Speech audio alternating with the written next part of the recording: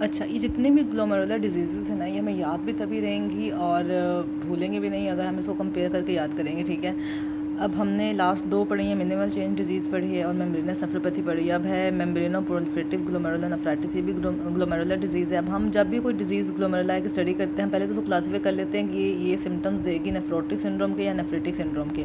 पर इसमें बड़ी एक अजीब चीज़ है कि इसमें चूँकि मेम्ब्रेन भी इन्वॉल्व हो रही है, तो नेफ्रोटिक सिंड्रोम भी हो रहा है और प्रोलिफरेशन भी हो रही है ग्लोमेरुलर सेल्स की, मेसेंजियम की, तो इस वजह से नेफ्रिटिक सिंड्रोम भी हो रहा है। तो ये इस बड़ी एक नेफ्रिटिक सी पिक्चर मिलती है मेम्ब्रेनो प्रोलिफरेटिव डिजीज़ की। देन हम साथ में हर एक डिजीज़ की लाइट माइक्रोस्कोपिक अपीयरेंस भी देखते हैं और उसकी इम्यूनोफ्लोरेसेंस अपीयरेंस भी देखते हैं और उसकी इलेक्ट्रॉन माइक्रोस्कोपिक अपीयरेंस भी देखते हैं। तो लाइट माइक्रोस्कोपी पे भी इसमें भी हमें अगेन डिपॉजिट्स ही मिलते हैं, लेकिन इलेक्ट्रॉन माइक्रोस्कोपी पे जैसे हमने लास्ट टाइम देखा था कि हमें सब एंडोथीलियल सब एपिथीलियल डिपॉजिट्स मिले थे in case of membranous nephropathy, ठीक है।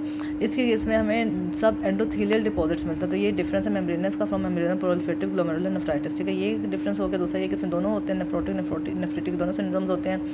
अच्छा, देन इसका जो प्रोग्नोसिस है ना बहुत पुअर है। मेम्ब्रेनो प्रोलिफरेटिव डिजीज़ का प्रोग्नोसिस बहुत पुअर है। इसका डेफिनेशन देखिए तो यही है कि it is characterized by an alteration in the GBM and mesangium, glomerular basement membrane और मेसेंजियम की अल्ट्रेशन हो रही है due to which nephrotic syndrome appear हो रहा है, and by proliferation of the glomerular cells, उसकी प्रोलिफरेशन भी हो रही है।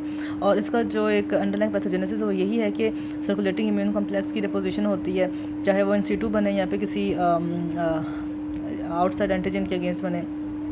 तो ये प्राइमरी भी हो सकती है और सेकेंडरी टू सम डिजीज़ होने से पहले कंडीशन स्टडी की कि SLE के नतीजे में हो सकती है या इन्फेक्शन नतीजे में हो सकती है, डिफरेंट ड्रग्स नतीजे में हो सकती है, वो भी हम देख चुके हैं। पहले ही कहा जाता था कि मेम्ब्रेनो प्रोलिफरेटिव ग्लोमेरुलर नेफ्राइटिस की दो टाइप्स हैं, टाइप 1 एंड टाइप 2। अभी कहा जाता है कि MPGN itself purely membrano proliferative disease है, जबकि जो टाइप 2 है उसको हम डेंस डिपॉजिट डिजीज़ कहते हैं, जो हम बाद में स्टडी करेंगे, ठीक है। अब इसकी जो मॉर्फोलॉजी जो कि इंपॉर्टेंट भी होती है हर डिजीज़ के केस में, वो यही है कि जो ग्लोमेरुला है, सिंस वहाँ पे प्रोलिफरेशन हो रही है, इम्यून कॉम्प्लेक्स डिपोजिशन हो रही है, लिकोसाइट अपीयर हो रहे हैं, तो जो ग्लोमेरुला होंगे वो लार्ज होंगे, ग्लोब्यूलर से अपीयरेंस होगी। और हमने ना मेम्ब्रेनस नेफ्रोपैथी में एक टर्म यूज़ की थी स्पाइक एंड डॉम पैटर्न, ठीक है। यहाँ पे हम जो इंपॉर्टेंट टर्म यूज़ करें that is a tram track appearance, ठीक है।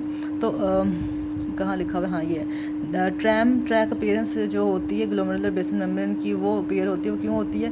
क्योंकि इन सेल्स की जब डिपोजिशन हो रही है, सॉरी जो इन्फिल्ट्रेटिंग इम्यून कॉम्प्लेक्सेस है, जब उसकी डिपोजिशन हो रही है ग्लोमेरुलर बेसमेंट मेम्ब्रेन में between the glomerular endothelial and the overall mesangium, जब वहाँ पे उसकी डिपोजिशन होती रहेगी तो उस नतीजे में क्या होगा कि जो ग्लोमेरुलाए हैं वो इस तरह से अपीयर हो जाएंगे कि उनकी डबल कॉन्टूर अपीयर हो जाएंगे, लाइक इस तरह से बन जाएंगे, क्योंकि उसके दरमियान में सारे इम्यून कॉम्प्लेक्सेस है ना। तो जो ये एक तरह से ट्रैक सी अपीयरेंस बन जाती है, इसको हम ट्रैम ट्रैक अपीयरेंस कह रहे हैं। वो जैसे यहाँ पे भी आप देख रहे हैं कि ये से ग्लोमेरुलर वॉल है ना, तो उसके ऊपर एक और आ रही है वॉल, ट्रैम ट्रैक अपीयरेंस, और बीच में उसके इम्यून कॉम्प्लेक्सेस है, मेसेंजियम है और प्रोलिफरेशन हो रही है मेसेंजियम की, इम्यून कॉम्प्लेक्सेस डिपोजिशन हो रही है, तो ट्रैम ट्रैक से अपीयरेंस है। तो ये कैरेक्टरिस्टिक इसका मेम्ब्रेनो प्रोलिफरेटिव डिजीज़ का ये पता होना चाहिए।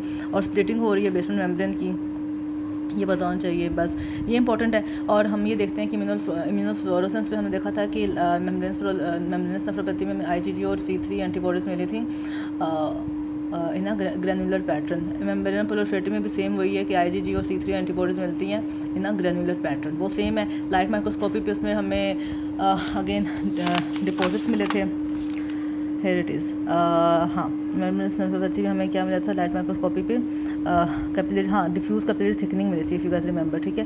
डिफ्यूज़ कैपिलरी थिकनिंग मिली थी उस केस में। और इस केस में हमें मेम्ब्रेनो प्रोलिफरेटिव में हमें अगेन प्रोलिफरेटिव पैटर्न मिलेगा और GBM की स्प्लिटिंग मिलेंगी, दैट इज़ इंपॉर्टेंट, ठीक है। और फ्लोरेसेंस पे वही दोनों का सेम पैटर्न है, ग्रैनुलर पैटर्न है। इलेक्ट्रॉन माइक्रोस्कोपी पे एक चीज़ डिफरेंट थी कि उसमें सब एपिथेलियल डिपॉजिट थे, इसमें सब एंडोथेलियल डिपॉजिट हैं। ये डिफरेंसेस हो गए इसके सब मेम्ब्रेनस नेफ्रोपैथी के मेम्ब्रेनो प्रोलिफरेटिव डिजीज से। और जो प्रोग्नोसिस होता है उसका पुअर होता है और प्रोटीन यूरिया के सिम्टम्स होते हैं, पर साथ में हेमेचूरिया भी हो सकती है क्योंकि इसका नेफ्रेटिक एक पैटर्न भी होता है। तो that was all about the membrano proliferative glomerular nephritis MPGN।